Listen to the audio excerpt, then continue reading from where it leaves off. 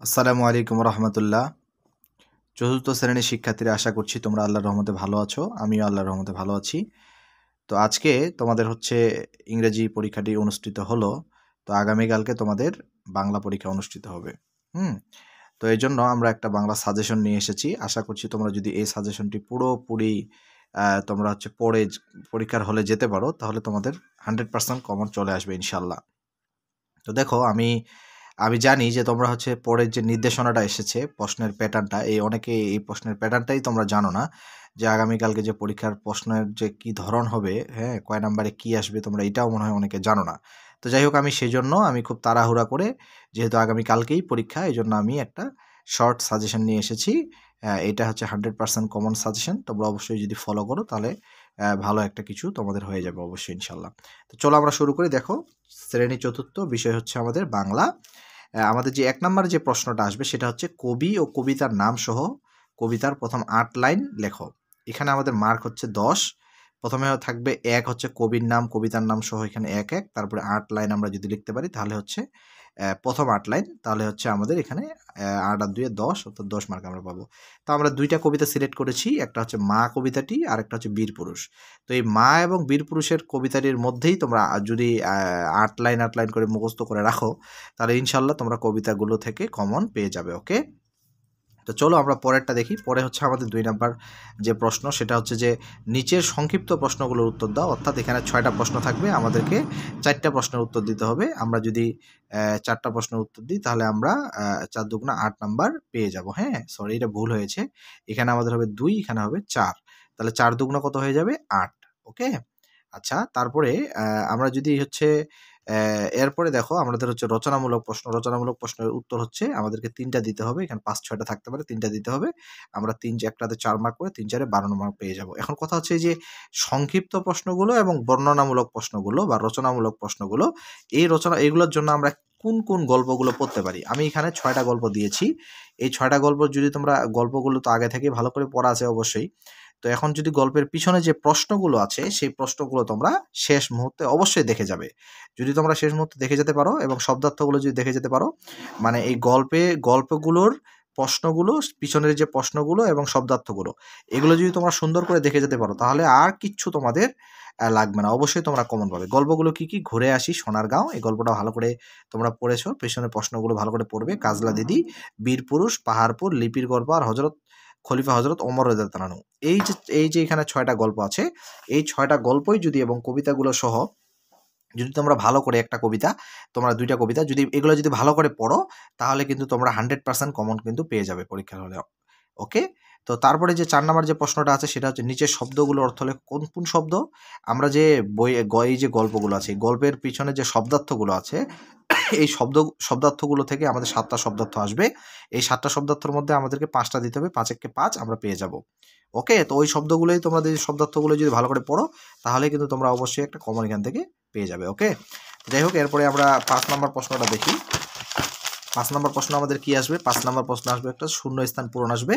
অর্থাৎ আমাদের কিছু আমাদের একটা বক্স দিবে, বক্স থেকে এখানে 5 6টা শব্দ থাকবে। ওই শব্দগুলো নিচে কয়েকটা সেন্টেন্স দেওয়া থাকবে এবং শূন্যস্থান দেওয়া থাকবে। আমরা কি করব? ওই শব্দগুলো থেকে শব্দগুলো বেছে আমরা কিন্তু এই যে নিচের যে সেন্টেন্সগুলো বা বাক্যগুলো আছে, এই বাক্যগুলো পূরণ করে দিলেই আমরা কিন্তু উত্তর করে ফেলতে পারবো। ওকে, আচ্ছা। তারপরে দেখো, বিপরীত শব্দ আসবে 7টা, তার মধ্যে আমাদেরকে 5টা দিতে হবে।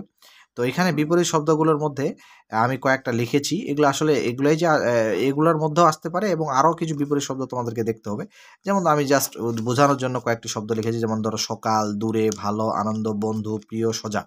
এই যে এগুলোর তোমরা বিপরীত শব্দগুলো লিখবে, সকাল, বিকাল, এই টাইপের আর কি। হ্যাঁ, ভালো, মন্দ, আনন্দ, দুঃখ, বন্ধু, শত্রু, প্রিয়, এরকম আর কি, সোজা, বাঁকা। তো এগুলো তোমরা সব বিপরীত শব্দগুলো পরে নিবে। তারপর সমার্থক শব্দ দেখো, এখানেও আমাদের 7টা সমার্থক শব্দ আসবে, 5টা দিতে হবে। তার মধ্যে আমি কয়েকটা লিখেছি, যেমন ধরো পানি, পৃথিবী, পাহাড়, নদী, গাছ, ফুল, পাখি। এই শব্দগুলোর, এই যে শব্দগুলোর যদি তোমরা সমার্থক বলতে কি? সমার্থক বলতে যেমন ধরো পানি। এখন পানি, অম্বু, জল, এগুলা কিন্তু পানির সমার্থক শব্দ। এই পৃথিবী, ধরণী, এগুলো পৃথিবীর সমার্থক শব্দ। তো এইরকম ধরনের শব্দের সমার্থক শব্দগুলো তোমাদেরকে পড়তে হবে। এই কয়েকটা যদি পড়ো ইনশাল্লাহ এগুলোর মধ্যে কমন পেয়ে যাবে। আচ্ছা, তারপর ধরো 8 নম্বরে যে প্রশ্নটি আসবে সেটা হচ্ছে আমাদের বাক্য গঠন। বাক্য গঠন বলতে কীরকম, আমরা কয়েকটা শব্দ দিবে, এখানকার মধ্যে আমরা শব্দগুলো বেছে 5টা শব্দ বেছে আমরা সেই শব্দগুলো দিয়ে বাক্য গঠন করে দিব, তাহলে আমাদের এখানে 5 নম্বর পেয়ে যাব। 9 নম্বরে যেটা আসবে সেটা হচ্ছে বিরাম চিহ্ন বসাও, অর্থাৎ একটা অনুচ্ছেদ দেওয়া থাকবে, লাইন দেওয়া থাকবে। আজকে যেরকম ইংরেজিতে তোমাদের এসেছিল, হ্যাঁ, যে হচ্ছে পাঞ্চুয়েশনে একটা প্রশ্ন এসেছিল, ঠিক সেরকমই বিরাম চিহ্ন বসাও বাংলাতে আসবে। তো ওইখানে তোমাদেরকে কথায় দাড়ি, কথায় প্রশ্নবোধক চিহ্ন, হ্যাঁ, এরকম করে বসাতে হবে, তাহলে তোমরা 2 লাইন অথবা 3 লাইনের আসবে, তোমরা আসলে 5-এ 5 পেয়ে যাবে। ওকে, তারপর 10 নম্বরটা দেখো, সঠিক উত্তরটি খাতায় লেখো। সঠিক উত্তরটি খাতায় লেখো বলতে বহু নির্বাচনী কয়েকটা প্রশ্ন আসবে। এই বহু নির্বাচনী প্রশ্নগুলো তোমরা কি করবে, এই বহু নির্বাচনী প্রশ্নগুলো তোমরা যদি তোমরা হচ্ছে খাতায় যদি টিক চিহ্নগুলো লিখে দিতে পারো, তাহলে তোমাদের উত্তরটি হয়ে যাবে। ওকে, আচ্ছা, এরপরে দেখো যুক্ত বর্ণ ভেঙে লিখো ও শব্দ তৈরি করো, অর্থাৎ যুক্ত বর্ণগুলো আমাদেরকে ভেঙে লিখতে হবে এবং শব্দ তৈরি করতে হবে। এর আগে কিন্তু আমাদেরকে বাক্য তৈরি করতে হতো, এখন আর বাক্য তৈরি করতে হবে না, শব্দ তৈরি করলেই কিন্তু আমাদের কি হয়ে যাবে। এখানে আমি কয়েকটা যুক্ত বর্ণ দিয়ে দিয়েছি, এই যে যুক্ত বর্ণগুলো, এগুলো তোমরা অবশ্যই দেখে যাবে। এই যুক্ত বর্ণগুলোই কিন্তু তোমরা পরীক্ষার হলে পেয়ে যেতে পারো, অবশ্যই ভালো করে দেখে যাবে এবং একটা করে শব্দ তোমরা অবশ্যই মুখস্থ করে যাবে। একটা থেকে 2টা করে পড়তে পারো, কারণ একটা যদি ভুলে যাও তাহলে পরেরটা দিয়ে তোমরা করে আসতে পারো। তারপরে 12 নম্বরে হচ্ছে কি এক কথায় প্রকাশ। এক কথায় প্রকাশ যদি তোমরা পড়তে চাও, তোমাদের বইয়ের যে এক কথায় প্রকাশগুলো আছে, গল্পের এক কথায় যে প্রকাশগুলো আছে সেগুলো তোমরা পড়তে পারো, অথবা তোমাদের গাইডের পিছনে এক কথায় আছে সেগুলো তোমরা দেখে যেতে পারো, তাহলে তোমরা এটা এখান থেকে 12 এক কথায়গুলো কমন পেতে পারো। আচ্ছা, 13 নম্বরে যেটা সেটা হচ্ছে আমাদের একটা চিঠি অথবা দরখাস্ত আসবে, তোমরা দরখাস্ত দিবে, হ্যাঁ, কারণ দরখাস্ত দিলে দরখাস্ত লেখার তোমরা এখন থেকে যদি দরখাস্ত লেখার একটা অভ্যাস করো, তাহলে পরবর্তীতে 5, 6, 7 এর দরখাস্ত ভালো লিখতে পারবে। তো দরখাস্ত আমি 2টাই দিয়েছি, সুন্দর 2টা দরখাস্ত একই। একটা হচ্ছে অসুস্থতার কারণে অথবা বড় বোনের বিবাহ। অসুস্থতার কারণে অথবা বড় বোনের বিবাহের জন্য আমরা 3 দিনের ছুটি চেয়ে আমাদের প্রধান শিক্ষকের নিকট যে আবেদনটা করব, এটা খুব গুরুত্বপূর্ণ দরখাস্ত।